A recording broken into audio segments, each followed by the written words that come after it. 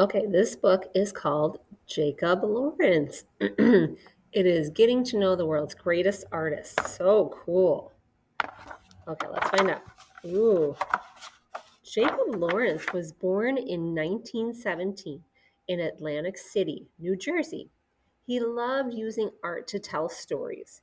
Jacob's paintings often show important historical events, but he liked to paint scenes of everyday life too. Good idea. Some of the historical stories Jacob Lawrence painted were the exciting adventures of African American heroes. Toussaint Laverte, for example, was a slave on the island of Haiti. He managed to organize other slaves into an excellent army who fought their French rulers to win freedom. Harriet Tubman was a slave in the state of Maryland. She escaped from her owners, but risked her life over and over again by returning to the South to help other slaves escape. Because there was so much to know about the exciting people Jacob portrayed, he usually painted lots of scenes for each story. He also would write a few sentences for each painting to help explain what was going on in the scene. Wow, that's a great idea. So, like this one says John Brown series number 2. He said for 40 years, John Brown reflected on the hopeless and miserable condition of the slaves. Wow. So, these all tell stories of the paintings. So cool. Jacob got ideas for other paintings from watching everyday events in his neighborhood. When Jacob was 13, his family moved to a section of New York City called Harlem. At first, Jacob couldn't believe how crowded the streets were and how tall the buildings were. Harlem was a place where African Americans could live without being treated badly as they were in many parts of the US at this time. Even though Harlem was overcrowded and jobs were hard to find, black people felt more comfortable there. This guy says, "Hey Jake, want to play stickball?" "Sure, should we use this for home plate?" "Home plate? We use that for the whole field." Jacob Lawrence lived in Harlem with his mother, younger brother, and sister. Jacob's father had left the family years before. To keep her children out of trouble while she was working, Mrs. Lawrence entered them in a type of daycare center called a settlement house. This was where Jacob first became interested in art. The center had lots of arts and crafts activities. Jacob started working with crayons and poster paints. He got ideas for his first paintings from all the colorful patterns that decorated his family's apartment. "Well, Mom, do you like it?" "Yes, dear, it seems to blend right in." Next, Jacob started painting street scenes on cardboard boxes. He would cut a cardboard box apart and use three sides of it to get a three-dimensional look. Because his mother was always working and his father wasn't around, Jacob got most of his encouragement, self confidence, and inspiration from the people and sights of Harlem. It was almost as if the neighborhood were his family. "Okay, Jake. All right, Jakey boy. Go for it, Jacob, my man. Great stuff. Bravo. Go, Jacob." "Way to go, Jake. Nice going. Keep up the good work." "Looking good, Jake. It's getting late, Jake. Better be headed home." Wow. Look at that. So cool. Artists who helped run neighborhood art programs in Harlem could see right away that Jacob Lawrence had unusual talent. They knew how serious and hard-working Jacob was, and they helped him as much as possible. But Jacob Lawrence learned about art mostly on his own. He read lots of art books and listened to older artists discuss their work.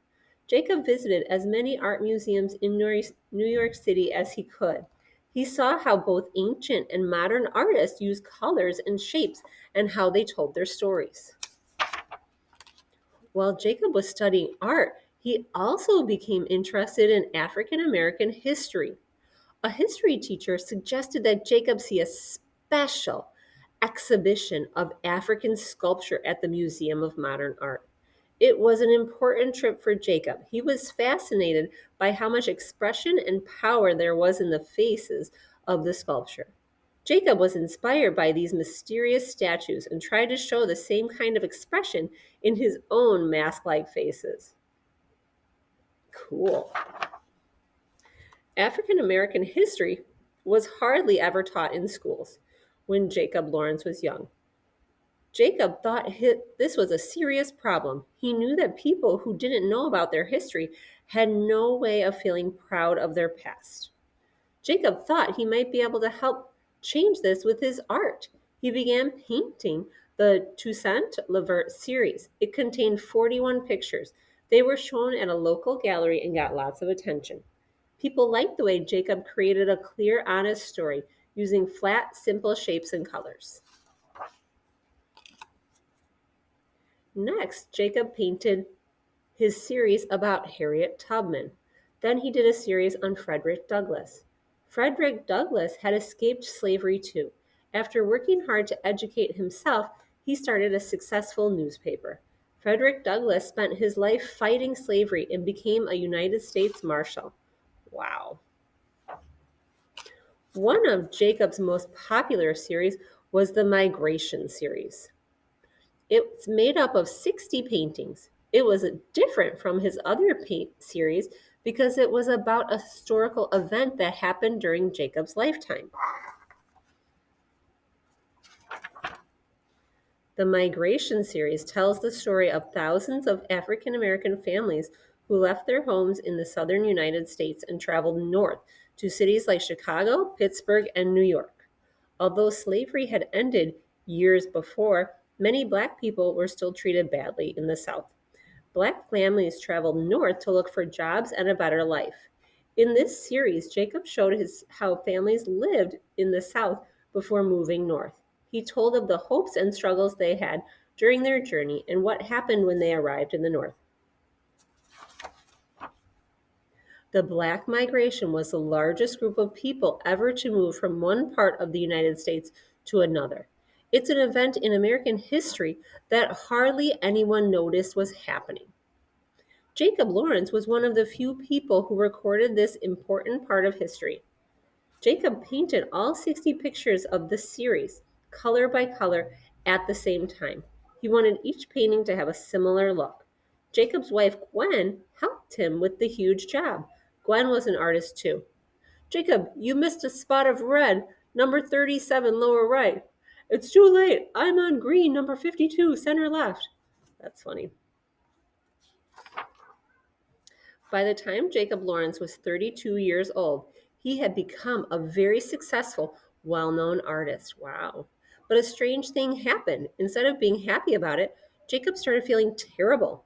Suddenly, he started wondering if he had any talent or maybe he had just been lucky. Most of his artist friends weren't doing nearly as well as he was. This bothered him so much that he became nervous and depressed.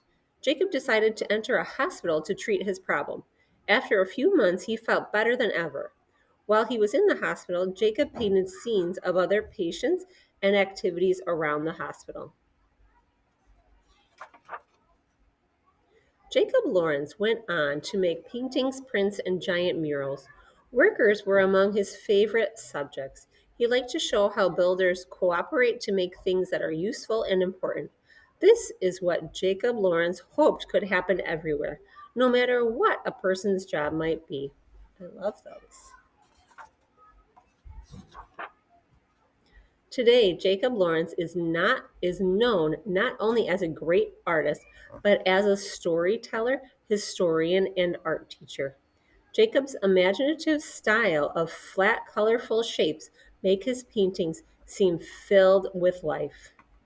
Wow. And just so you know, let's see, he lived to be 82 years old.